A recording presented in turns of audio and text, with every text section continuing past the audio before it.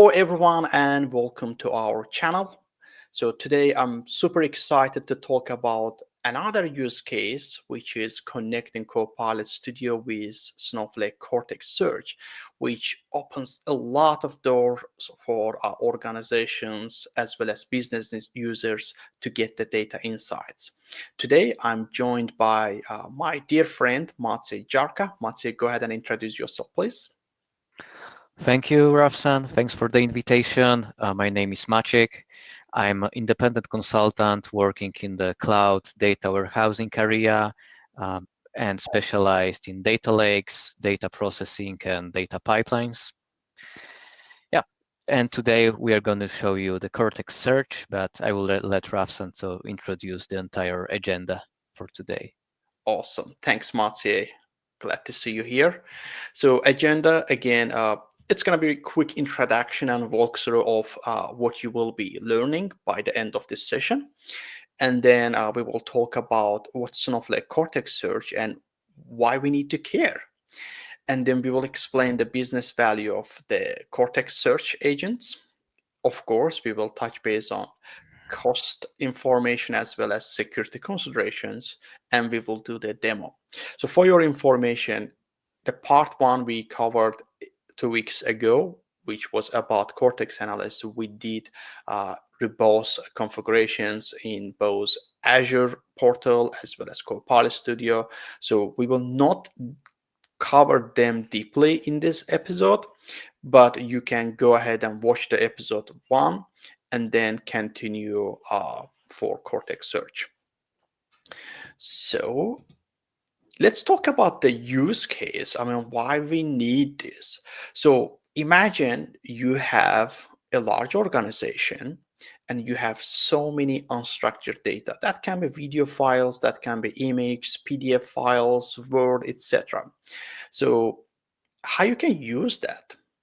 Of course, you can open them one by one and use it, but that's challenging how you can get the data insights.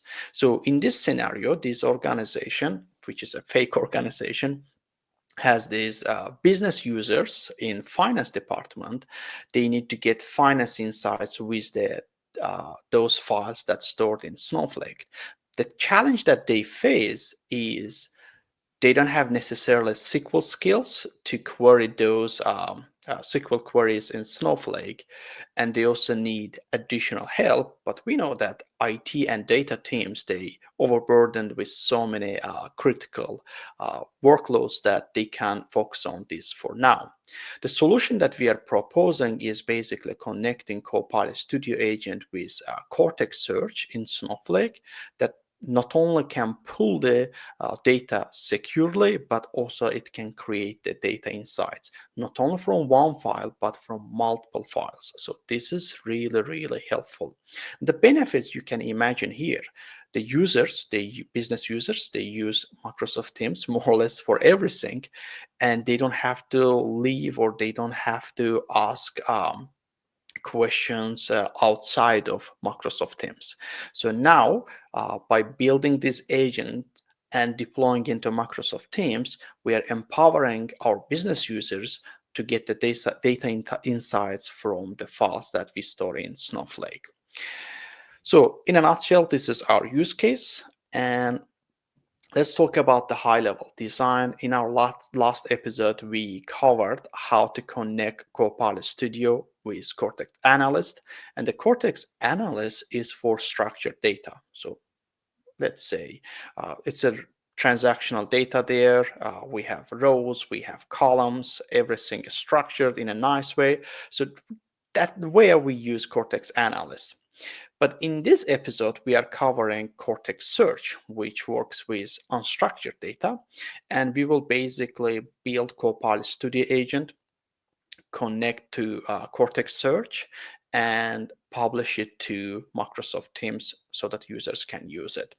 So that's been said, I'm going to show how we can use this. I'm going to... All right, so as you can see, I have already published the agent in Microsoft Teams. So the answers here, we get the query results here. but we also get the human readable text here. So in the same thing, let's start again, start over.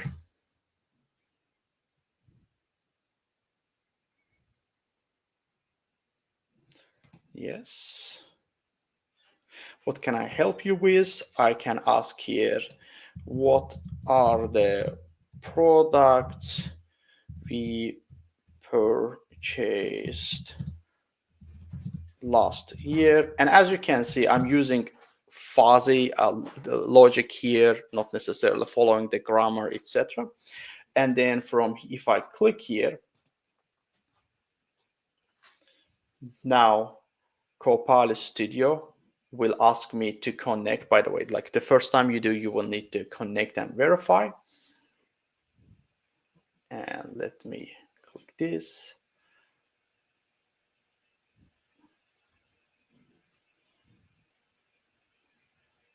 And click submit. It's connected. Let's go back to Teams and let's retry.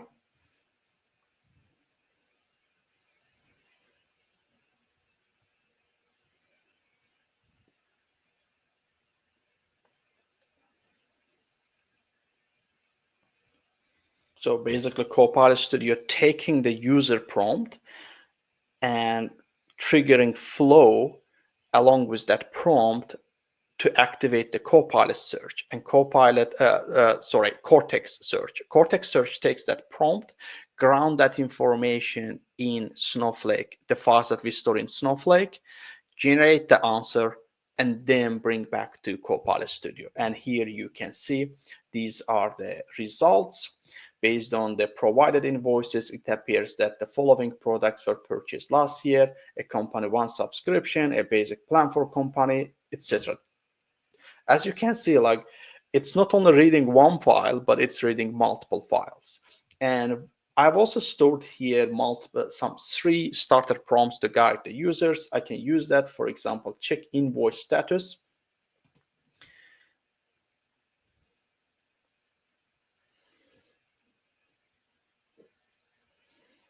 It's working now. So as you can see, this is a multi-agent solution.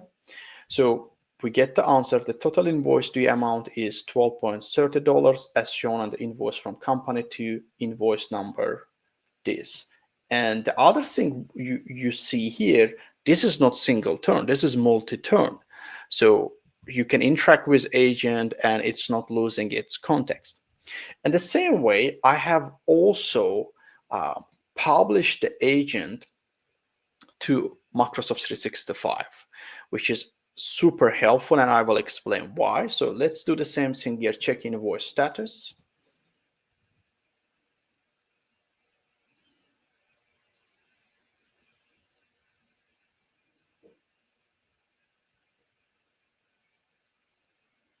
It's working now.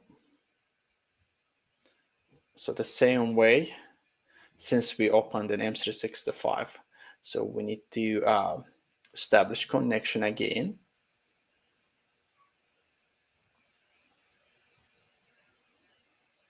Click submit. Perfect. Now let's go back here and click retry.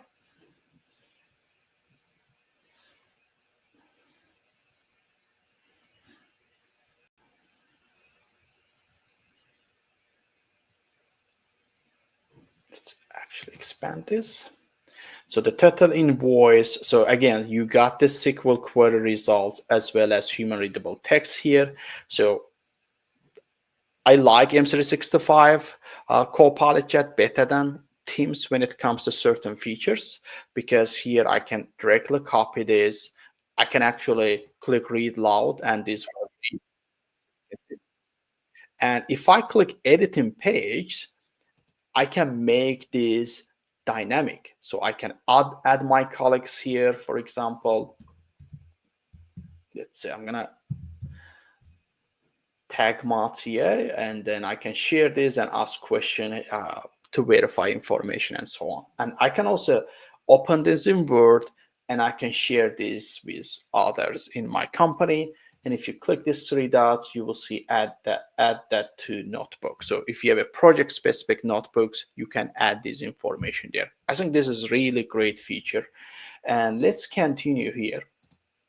Now I'm here in Copilot Studio.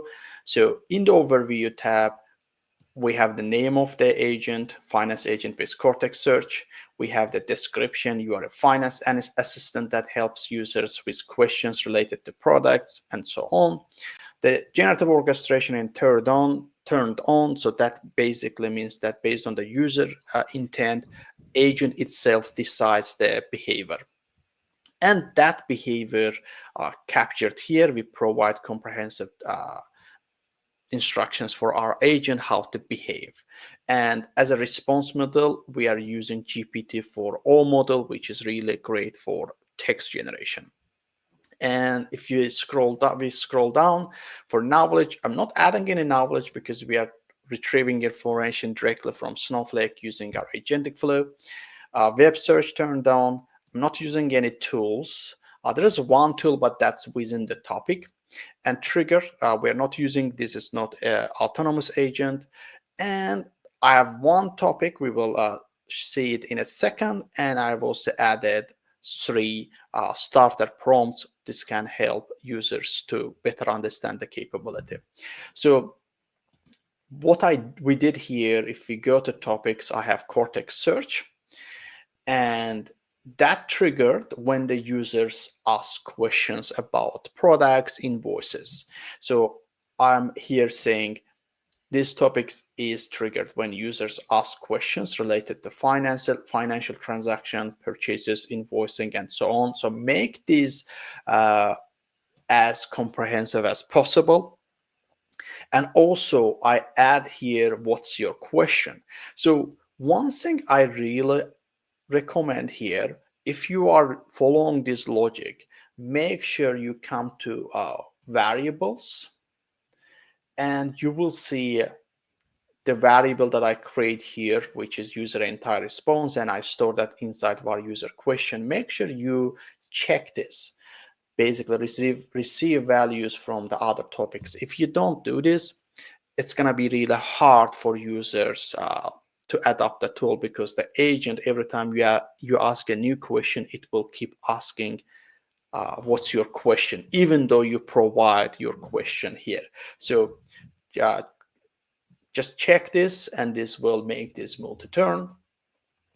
And then I'm using this var user question inside flow, agentic flow. We can take a look at together. Let's leave. Let's go to designer.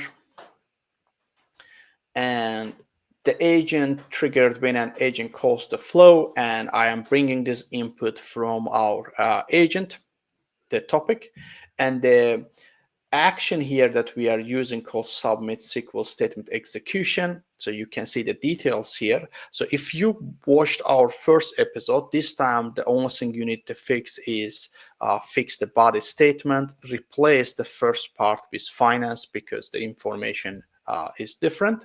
And you can also look at the code view. You can see here the type of connection we have, the instance name that coming from Snowflake, the body statement, like Copilot database is coming from Snowflake, stats, compute, warehouse, analyst, and so on. So you see all this information coming from Snowflake, and then respond to the agent. We are taking these outputs. There's a dynamic value here called body data. So you can just select from the dynamic value, and these will basically, let me bring back to agent. Yeah. So just to summarize a little bit, the entire configuration of the Snowflake step in the Copilot Studio remains the same. The only difference is the name of the procedure which Copilot Studio calls. And that procedure is kind of our interface between Copilot Studio and Snowflake. And we have freedom to modify the content of this procedure, and it will just return what we need to respond to the end user. There is no other parameters, no other SQL execution other than this procedure to make it work. Perfect. And the outputs here, you can see the Cortex search using our agentic flow returns those results uh, as a variable, and we just added a message node showing this. And in the system instructions, I provide agents saying that, hey, when you return the results, add some other information such as the original question and so on. And if I here ask a question, for example, what are the products we bought last year?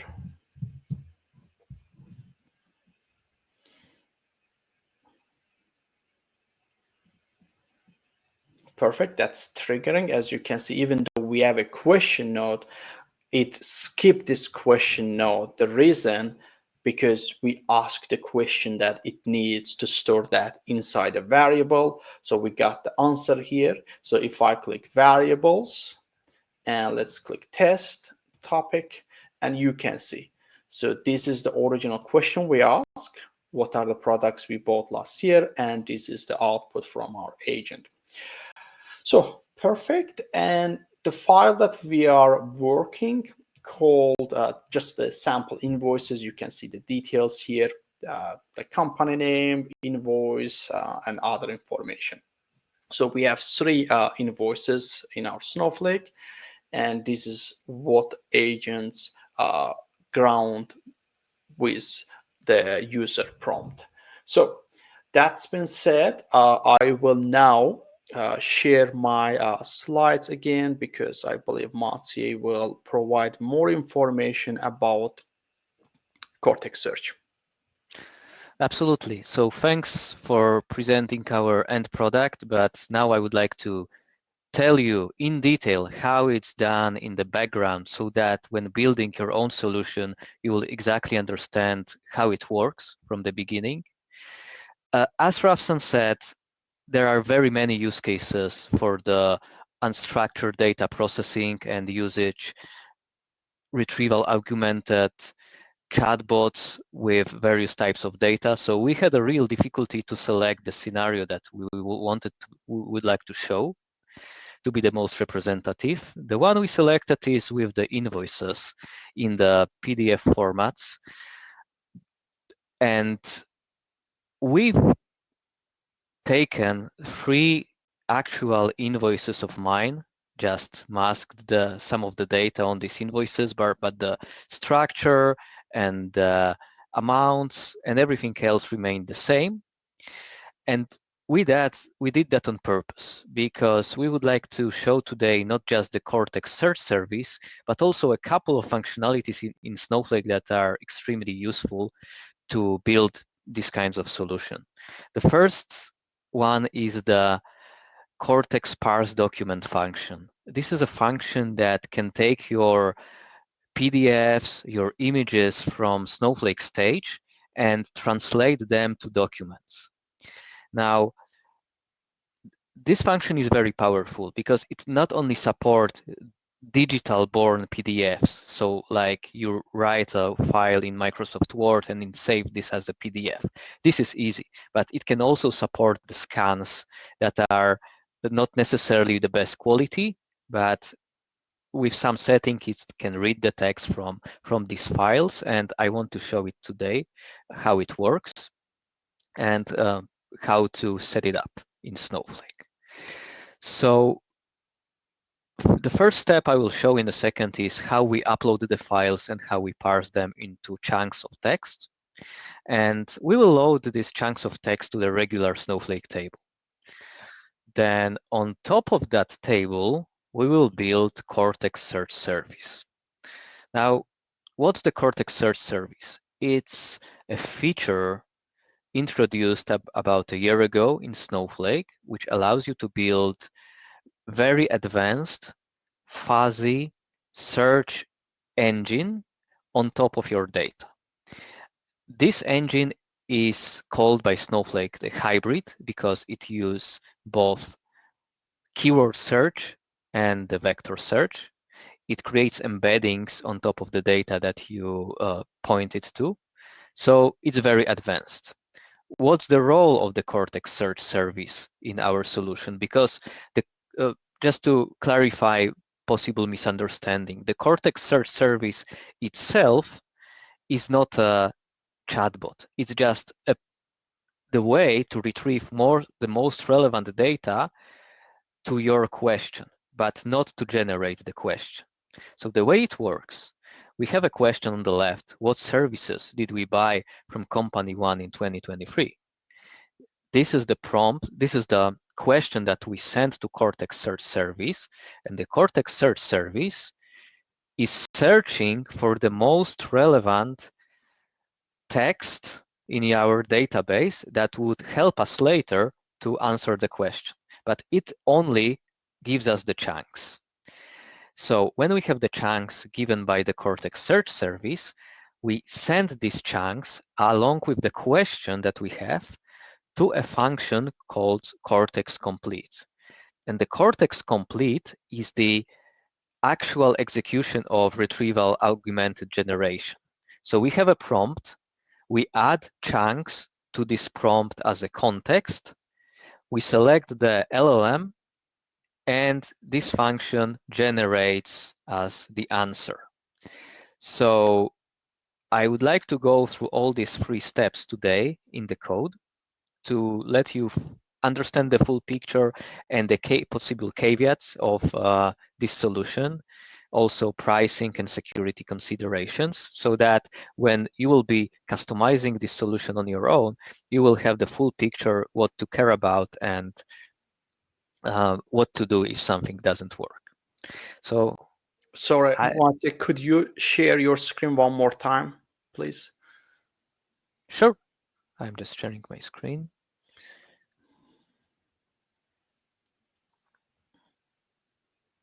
All right.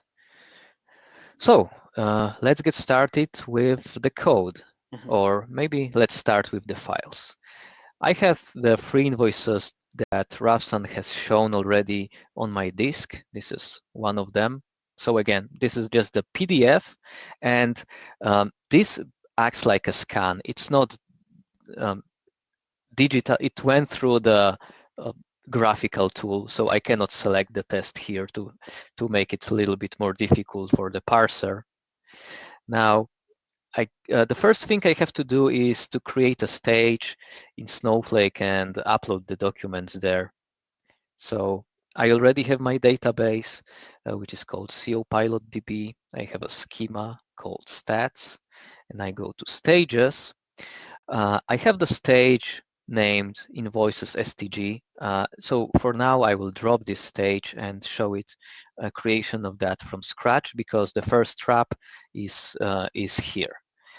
So I will create in this schema, I will create internal stage, or in other words, it's Snowflake managed stage. I will name it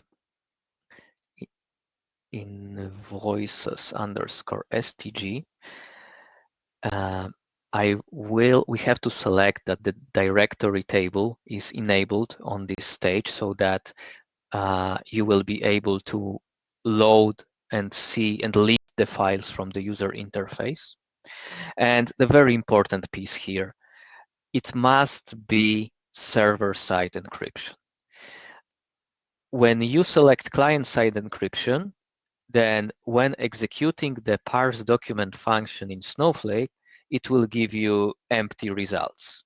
It will not throw an error, it will just give you a null instead of chunks of text. So please make sure you use the server-side encryption for this kind of setups. And in case you experience empty chunks, this may be the possible reason. I've created the stage, and this is empty for now. And from the user interface, I can add all my 3 invoices. All right, I upload them. Now I will switch to the code view in the worksheets. That's my first worksheet I want to show you. First of all, I will list to make sure that all the files are available in my stage. They are here. And the first thing I have to do is to parse the documents. So I will create a table containing two columns. The first one is the relative path of the file on the stage, and the second part is the extracted layout. The extracted layout is the result of execution of the parse document function. So this is exactly the function which takes your PDFs, which takes your JPEGs, and transfer this to the regular text. And here, one interesting thing I would like to explain. So this function works in two modes. The first one is default, which is called OCR, and it's dedicated to the regular text documents like books, articles, and whatever. But quite recently, Snowflake has introduced another mode, which is called layout. It's still in the public preview. It's not yet in general availability, but they claim this is more relevant to the documents of more tabular structure. And since we are talking here about the invoices, we would try to use the layout mode as Snowflake recommends. So now I create the table based on the select statement that should result in the chunks of, sorry, not in chunks, in the full text per each document. This is not yet chunked. So I have the relative path of each file, and guess what? I have the full text that's on my invoice here. That's awesome. So this is a similar search capability in Azure AI Search. So it doesn't necessarily play the agent role, but it plays the search role like chunking, and then you can build agent to bring that data or chunks into agent. So this is impressive, Matsi. Thanks for sharing this. One day we can compare one to another, which one looks better. Exactly, yeah. So as you can see here, since we use the layout mode, all the tabular things had been kind of transferred here. So it didn't translate this as just one piece of text, but you can see these pipes between certain parts of texts which are dedicated to the tabular structures on the invoice. So yeah, looks like definitely this mode seems to be better. Now, the next step is to chunk that. This is quite simple. I mean, we just have one long document. That these invoices are not that long, but imagine your document has hundreds of pages. So to make it better for the search service and make it better for RAG, we need to to chunk it to the chunks of, let's say, 2000 characters. In this scenario, it will not really take a big effect, I think, because all of the invoices are below 2000 characters. But normally, we have to do that when we are working with the text, which is longer per each file. So I'm creating another table, which is called invoices chunked, where I use a function called split text recursive character, which is really dedicated to this use case, and it's built into Snowflake. The extracted layout is content of the document from the previous table, from the invoices raw, and the length of chunk is specified here, and this is overlap of the chunk. Overlap is also very important for the RAG, because if we don't do the overlap, each of the chunk is separate. But what if the important information for the LLM or important information for the context is exactly in the place where we cut? then that information could be lost, that context could be lost.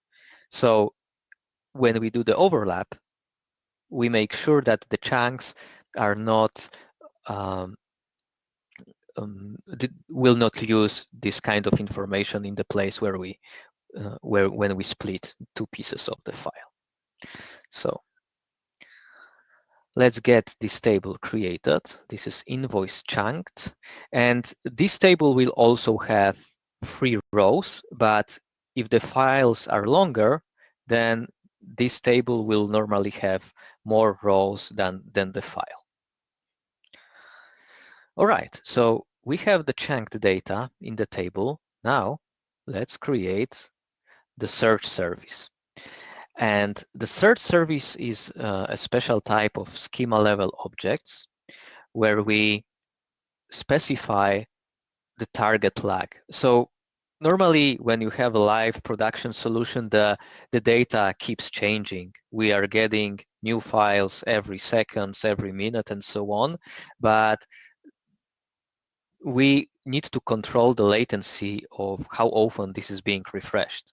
So with the target lag of the search service, we are just saying it will take no longer than 1 hour to have it refreshed. So if I upload a file, a new invoice at 10 a.m., then at 11 a.m., I can be sure that this file is indexed in my search service. Matt, I have a It, question. Sorry, um, so who uploads the data in Snowflake? The business users or, the admins? it really depends. Mhm. It's all role-based access control. Oh, So perfect. we can create users, we can create accounts for business users that when with the access to the stages, Mhm. and they can do exactly what I did a couple of minutes ago. Go to the stage, upload the files, Mhm. and if there is a Cortex Search service created, then the new files will be indexed for them. Perfect. In that case, I was just trying to understand if there is a way we can reduce the timing here, not like 1 hour, but maybe 5 minutes. What are the impact there? Does that impact like costing, etc., or just Exactly. It will mostly impact your cost. okay. Because look, you specify the warehouse. The warehouse is a compute resource which is needed to recalculate the search service. Mhm. And the warehouse has its own size.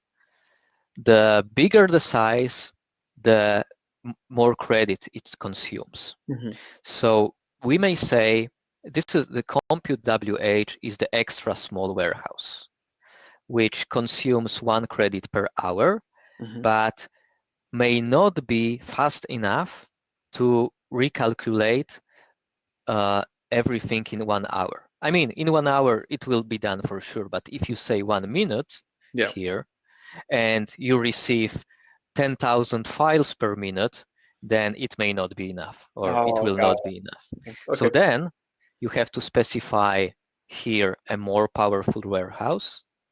It will there is a chance it will re-index that in 1 minute, but you will pay more No, that for. thanks for clarifying that question. I really like it. Yeah.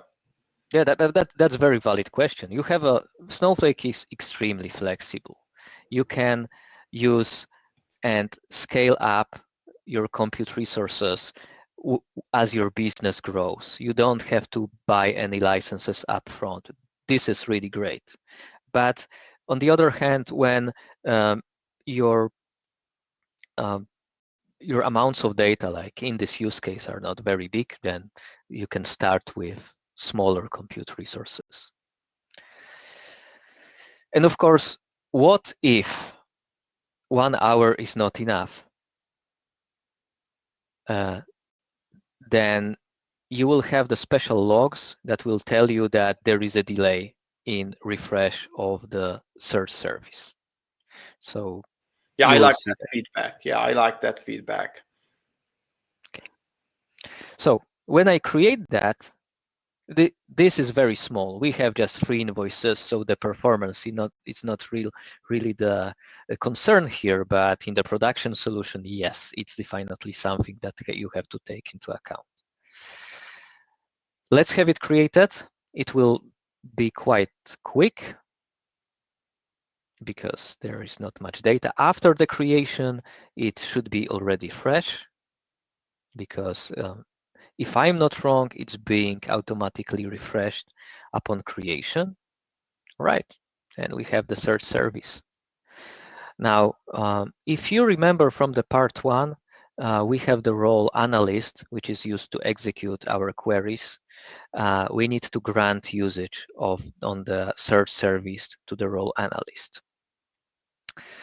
Okay, we have the search service, which indexed our data, but we still need to create a context for the LLM to answer our question, because the search service will only find us the most relevant chunks. And as we said at the beginning, the interface in between Copilot Studio and Snowflake is a stored procedure that we called finance get answer. There is a piece. This procedure is built in Python. I would like to go with you step by step to explain what this procedure does.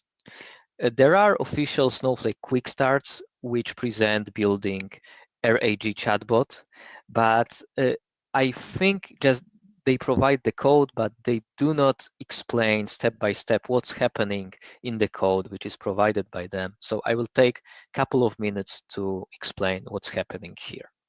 And of course, this procedure is written by us, but we will share the code of this procedure. If you would like to replicate this solution on your own, feel free to use that.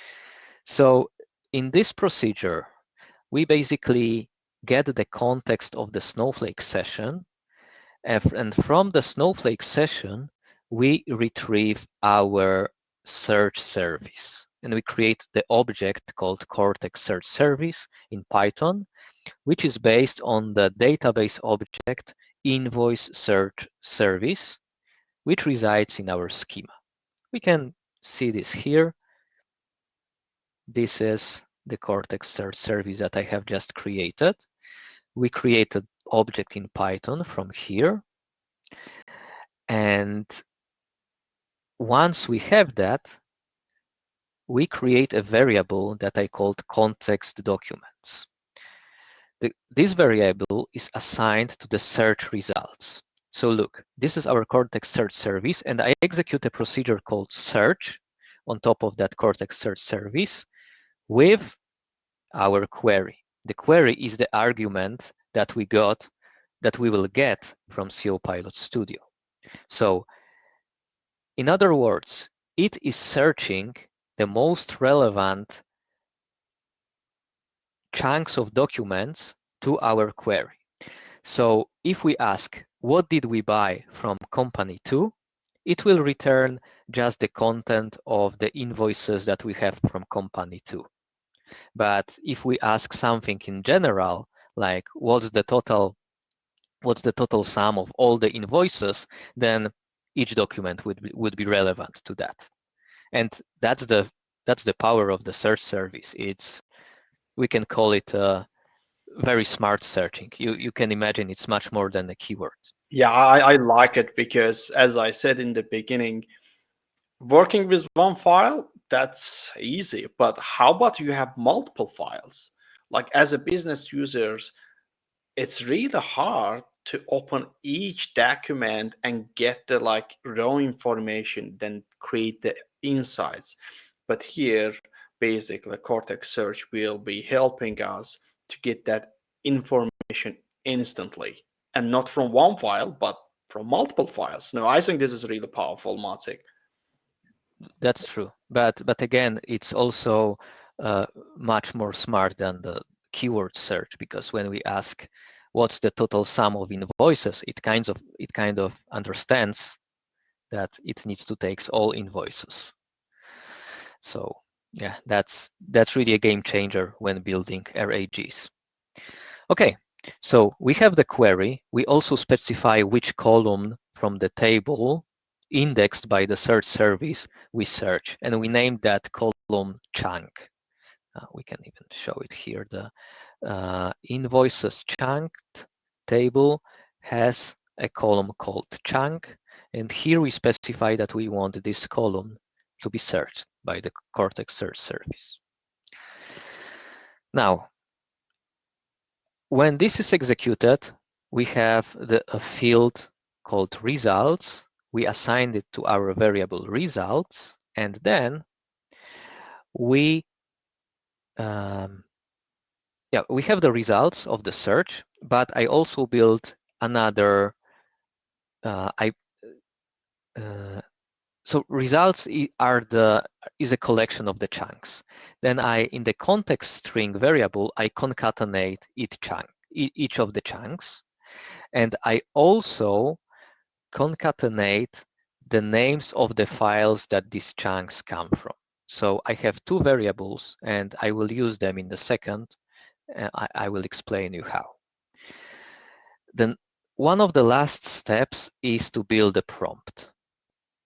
The prompt is basically like this. You are a helpful AI chat assistant with RAG capabilities. When the user asks a question, you will also be given a context provided between context and /context.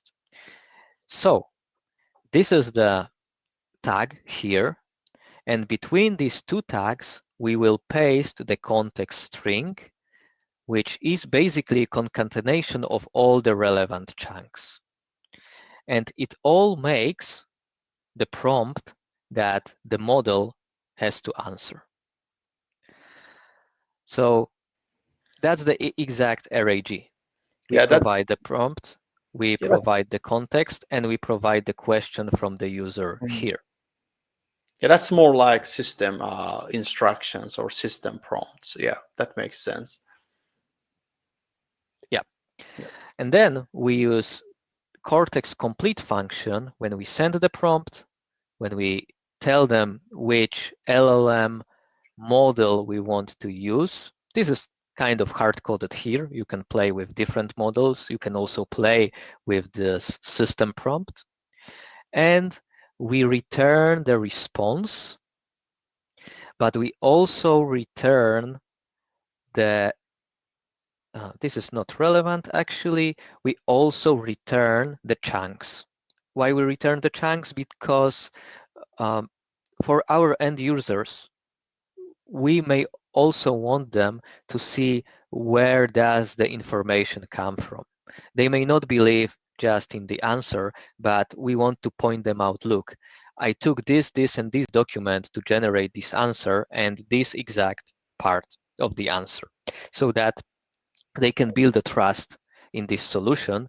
Or if they want to read that information in the full context, they can go back to document, open that, and just read it.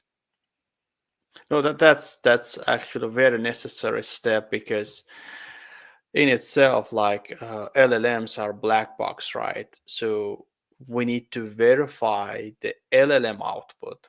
How we can uh, verify that? Just simply looking at the original information from the files. But to do that, we shouldn't open the files itself. What if you have a 50-page file?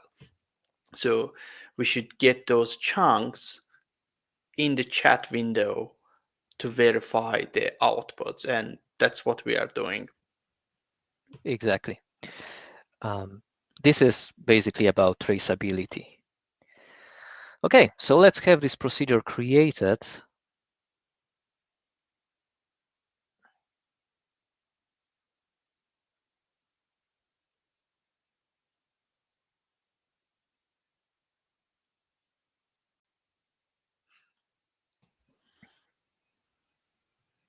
Yeah, it's done.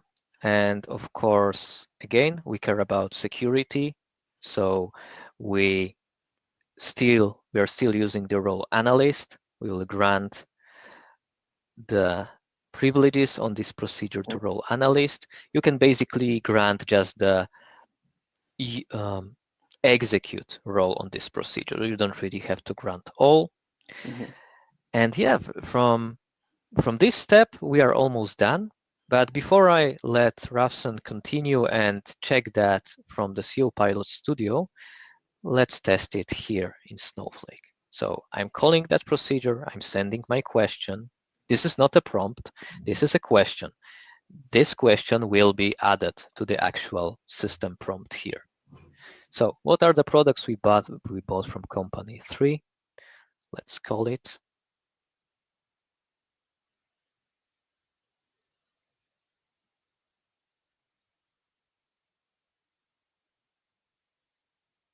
All right, we have the answer. We bought software license basic for $11 and we bought additional 5 users for $59. But this was refunded, resulting in credit to account. And it comes from company. Company one PDF file. Yep. Yeah, that's awesome. Yeah. All right, so now in the Copilot Studio, Rafsan will call exactly the same procedure. We are done in Snowflake. Yeah. So I will let Rafsan to continue. Yeah. So to recap so far, let me share my screen again. Perfect. So far what we have done, so we started with first of all, you should have a business case, right? So you should have a business create, you should create the high level architecture. And then we basically created uh, one Snowflake OAuth resource to register our Snowflake instance here as a trusted source so that we can use it. And we also created the client app so that Copilot Studio can connect to that resource to retrieve data based on the user prompts. And then Mathieu created Cortex Search in Snowflake, and we got all the information. Now what we need to create an agent. So for this demo, as I said, like in part one, we covered all information. This time I will walk through how you can do it. So basically you would just go ahead and create a new agent, just simply come here, click create a new agent. You can interact with Copilot to make your agent to capture the instructions from your prompts. And then once you are here, so you can rename your agent. Then you can also attach a PNG file or icon. Then provide quick description, like high level. What's the purpose of this agent? And then you can add instructions. So instructions are really important. So for this use case, we have only one topic, and the purpose is basically retrieving data from Snowflake Cortex Search, right? So, but if you have multiple topics and like multi-purpose agents, so then you would need to be very specific here. You might have agent, for example, triggered for some external events, right? So you need to trigger them, and then you need to consider either you can add tools or additional agents like a children agent. So once you add all those instructions, go to topics and click create a new topic. So you can create a new topic, in this case, let's say Cortex Search. The step one will be this trigger the agent chooses based on our instructions. When the user provides prompt, the agent chooses to trigger this topic. And I put the instructions here. This topic is triggered when users ask questions related to financial transactions, purchases, invoicing, or currencies. It covers common queries such as what products or services were purchased, invoice status or details, and so on. It should also respond to general finance related questions that fall under accounts payable, expense tracking, or vendor payment. So be very concise and kind of explanatory here so that when agent triggers the topic, it understands what information needs to trigger. Then I add a question note. The question note, the purpose here, we're asking what's your question, and using the user's entire response. This is pre-built entity. So if you click here, the first time you add, by default, the agent chooses multi-choice options. So you will need to click identity and look for user entire response. If it is down below, you can just type here user entire response. So that means that whatever prompt the user provides in the chat window, the agent takes the entire response and then stores that inside this variable. So first time you create, it will say, like, for example, var1, it's very generic name. So I would recommend make it better, like var user question. And the topic, I'm not playing with any of this because this variable we need within this topic. And the other thing here, I come here variable, since I created this, check this. So because in the same session, user can ask multiple prompts. We don't want agent keep asking the same question, like what's your question? Well, user already provided the question prompt saying that I want to know the total amount. So to improve that user experience, so check that, and this will make it multi-turn. And after that, so we will need to create a new agent flow. So you will add a new agent flow. This will open up a new window where you will configure your agent. So let's say I'm here. I will click view flow details. So again, like once you start clicking add new flow, it will open up a new chat window. And here you will see two actions. The first action when an agent calls the flow, and the second action respond to the agent. So we need to add an action between these two. So when an agent calls the flow, this is basically the prompt that the user provides to agent, and agent then triggered. And then here we are taking the user's input and calling input to agent, and you can see it here. And then we create a submit SQL statement for execution. So you can simply add an action and look for Snowflake. Just type Snowflake and click submit SQL statement.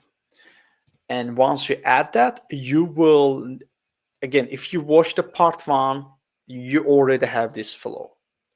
If you have watched that, only thing that you need to change the body statement.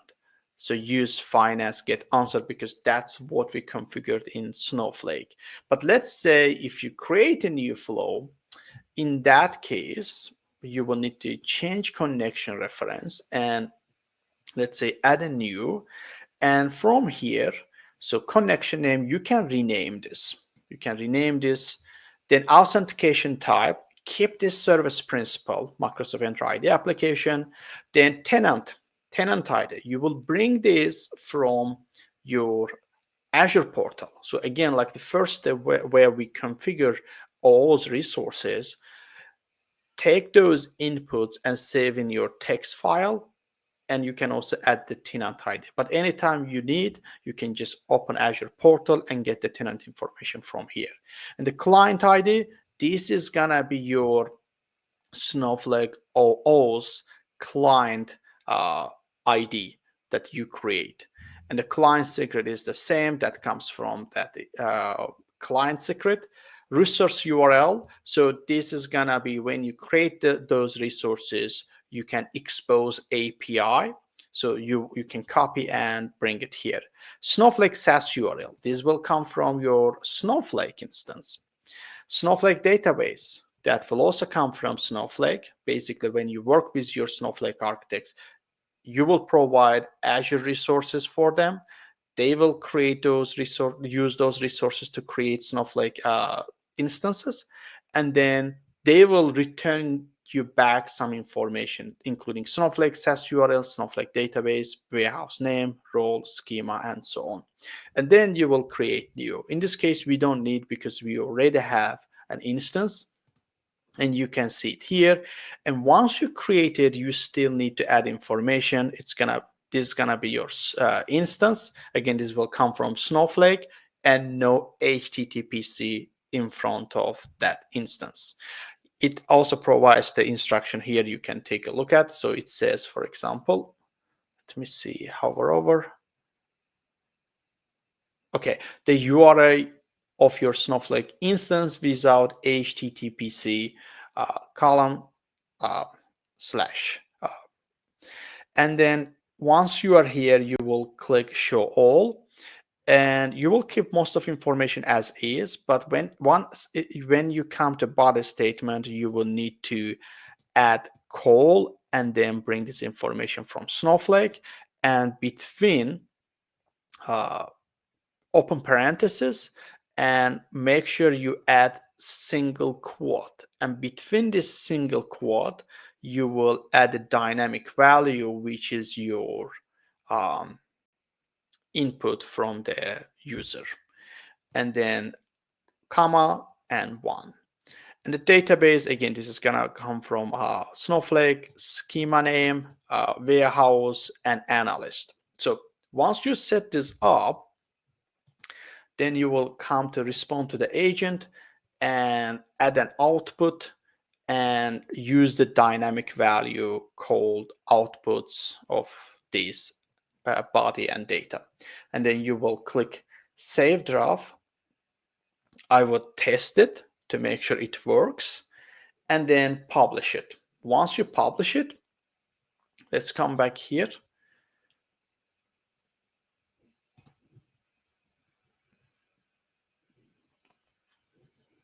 Topics.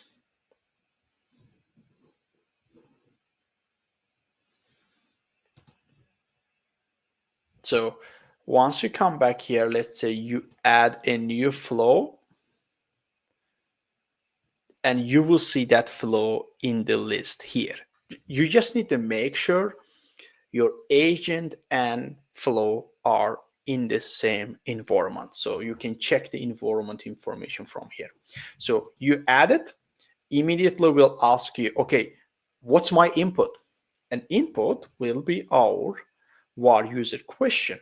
We will put here, and it will also put here its own output. And after that, you will add here message, and then in the message node, you will add the raw outputs. And in the system instructions, you can define that, hey, when you generate the results, just don't give the raw results, explain along with the original user prompt, and that's what it does. So a couple of considerations here. So when you build this agent, make sure in the settings, you turn on yes, response will be dynamic, and it comes by default, it comes with yes.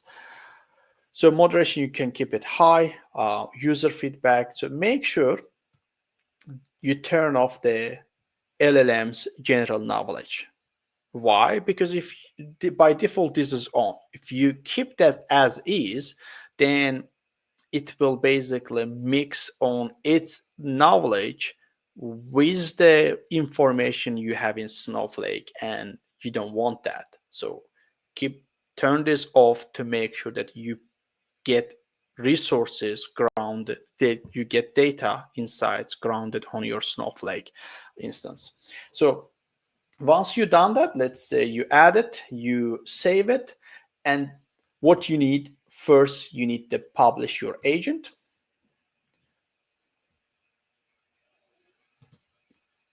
So it's running now.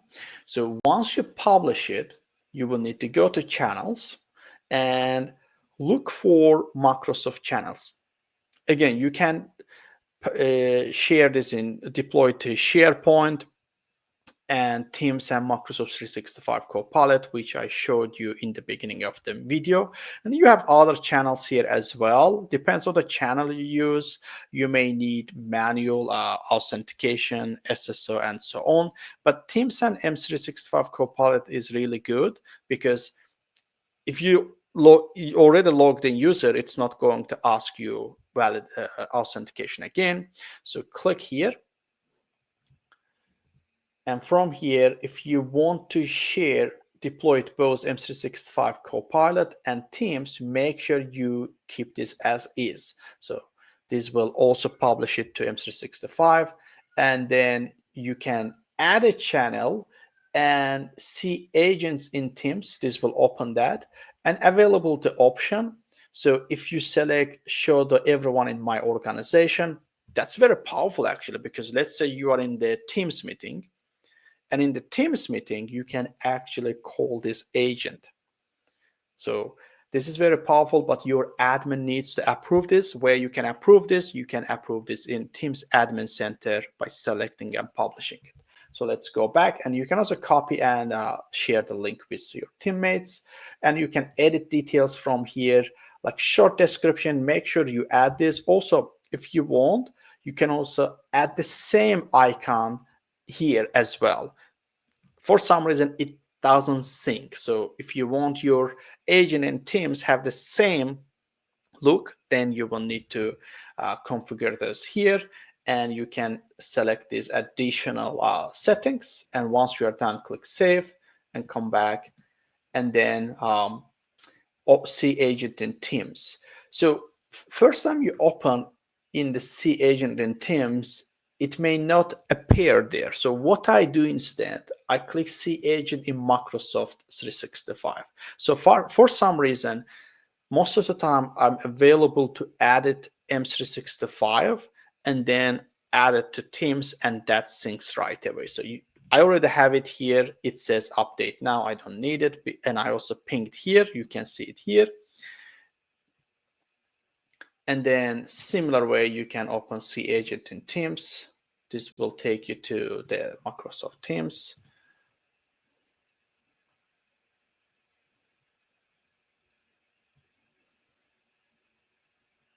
Perfect. It says, so it's basically already added. So if I come here, I can also search my agent because I published it and admin also approved it. So in a nutshell, you can see this is the agent that we have, and you see like we use multiple solutions, and this empowers our business users. So Mathieu, I believe we're almost done. Do you have anything else to add?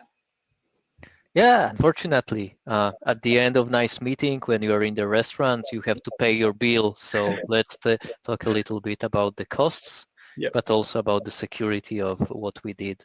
So if you don't mind, I will share my screen one Yeah. last time.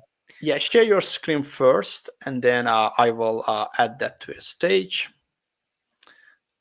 Right, remove, and then perfect. Yeah, go ahead. Okay, so little bit about the cost. We mentioned that when talking about the Cortex Analyst in the last uh, video, but pricing for the Cortex Search is slightly different than for the Cortex Analyst. So first of all, you remember when we were creating the invoice search service, we have selected the warehouse. And recalculation and indexing of the search service incurs the cost as any query in Snowflake. So depending on how big is your unstructured data set, this is the price that you will pay for refreshing the search service. But that's the regular cost, and it's associated with a warehouse, and it's all credit based, so you can track this in your query history on how much is consumed by the warehouse, which is responsible for refreshing your search service. But this is just one cost. The other cost is related to the tokens that are consumed by serving your search operations. So to be more specific, there is a view in Snowflake account usage, which is called Cortex Search Daily Usage History, and it shows on the daily level how many tokens have been consumed by certain Cortex operations. And it applies not only to the Cortex Search, but also to the Cortex Complete. Sorry. Sorry, Mate, could you also explain tokens in more detail? So are we also talking about total tokens, like both input tokens as well as output tokens? And yeah, if you can clarify, that would be really helpful. Yeah, so let's look at this example. This cost is associated with consumption type embed text tokens, and there are 741 text tokens in the invoice search service, which means that Snowflake took all these three invoices, tokenized this, and embedded to refresh the search service. And in total, there were 741 tokens in these invoices. So I think we can consider this as the input tokens. Mhm. Now, so this is, if you look previously, we did, before when we were preparing the meeting, we have tested this invoice search service and the number of tokens was exactly the same. Oh, Because it depends on, it doesn't depend on the prompts, it only depends on how much data we have. If we add more invoices, there will be more tokens. Now, if we think about, and the other cost is associated not with embedding the, not with recalculating embeddings when refreshing the search service, but also associated with serving, so with querying the search service. And the total cost in credits is here. So this is really a fractional value of a credit. It's not much because our data set is not big. And if you would like to see exactly how much you pay for a certain number of tokens for a certain type of LLM model, it's all in the credit consumption table for Snowflake. This document includes all the costs, and we are looking specifically here, AI embed text. I don't know which exact model we used when building the Cortex Search service. I think we used the default one, and to be honest, I Llama? don't. Well, it's no. We used Llama for the Cortex Complete, Okay, so got it. which is different. It would be Yeah, here. yeah. But for the embeddings, it's one of these models, and it's basically per million tokens we have 0.05 credit That's per 1 good. million. I mean, that's very affordable for a million tokens. Well, our data in this scenario was very small, but we can imagine we are dealing here with very big texts. So at scale, it may generate a No, certain I cost. totally understand, but imagine working like as a business user working with certain files like manually. How much time they would spend, and now let's calculate their salary. Oh yeah, if you think about it that Yeah, way, yeah, that's that's not peanuts. much. Yeah, no, that's good. Yeah. All right. So remember about these two main aspects of the costs. There are also others related to the storage and to the services layer, but these are relatively small. The two main ones are related to the tokens processed and to the warehouse, to the credits consumed by the warehouse. All right.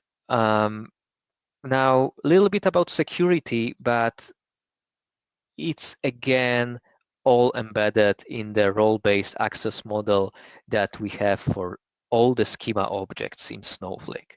And it's all the same for the Cortex Search service. So when we build that invoice search service, there is a certain owner of this search service, and the owner role of that search service must have access to the underlying table. So if we have the account in Snowflake and we want to build a search service, we cannot do that on top of the tables that we don't have access for. So it's obviously the first level of the security that, let's say, doesn't allow to build search service on the entire Snowflake account, because you can do it only for the tables that you can see. And then same way, the usage of the search service must be granted to a certain role. And we have a dedicated role for the CO pilot. It has the minimal set of privileges that are dedicated to this, and that role cannot do anything more in our system. So from this perspective, we see it's secure. On the authentication level, we use the Entra ID, which is OAuth 2.0, which is again much more than the username and password, which makes this whole thing quite secure. But another layer of security that we could potentially apply, but we will not cover this in this video, would be a private link in between Azure instance and the Snowflake account. And with the private link, we would prevent data transfer through the public internet. That would be, in the enterprise solution, I would recommend this scenario along with IP whitelisting if possible. But such setup is not in scope of this video. Perhaps we can think of this configuration in the next one.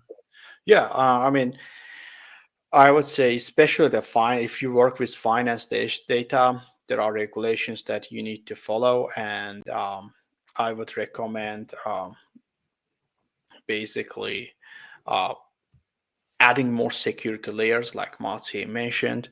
Yeah, but right now we are showing only invoice data, but you might have additional, like, more confidential data. So I would recommend considering those security layers as well. So Mathieu, thank you so much. This is super helpful. Again, like, this is a full walkthrough. If you want, you can actually follow along and then build these solutions. I get some questions. Like, I'm a solution architect for Microsoft AI, especially Copilot Studio. Some people reach out to me on LinkedIn and asking, hey, can I build these entire solutions? So for Copilot Studio and Azure, yes, you can take care of that. But for connecting Snowflake, please don't do that. Have work with your Snowflake architect. So I'm not Snowflake architect. I'm not Snowflake expert. So that's why Mathieu here showing all the details. So this is a multi-agent. We are not connecting the same the same kind of agents in the Microsoft ecosystem. We're connecting our Microsoft agent with Snowflake agents. So that's why we need to consider both, not only security, but costing information as well. Like in this case, for example, from Copilot Studio, we are using GPT-4o model. But from Snowflake side, we are using multiple large language models. So that's why cost information will be very important. So obviously, your return on investment should exceed the cost. But in this scenario, I believe there is really great value. So if you want to connect with Malte, I'll put his LinkedIn information on the video description. Please follow up with him if you have any specific questions about Snowflake architecture.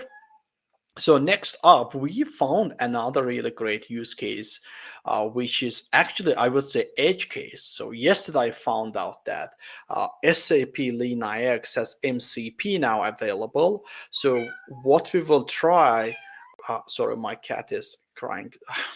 So SAP LeanIX is basically application portfolio management tool. So the enterprises keep their entire IT portfolio there. That's very important because that's how you can see who owns what application, who are the subscribers, what is the cost information. So if you're a small organization, maybe you have like Excel tracker. But if you are a large organization with 600, 700, even 5,000 applications, you need the way to track it. So you see like how complex this gets, how the end users or C-suite can get insights about their IT portfolio. That's where what we will do next session. So we will basically using LeanIX MCP, connecting Copilot Studio and publishing a team so that everyone can get those data insights instantly.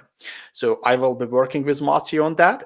It's very exciting, but this may take some time because we need to prove its value before publishing it. But yeah, thank you so much for watching and hope this was helpful. If you like this video, please subscribe my channel, give thumbs up. And if you have any questions, please leave that in the comment section.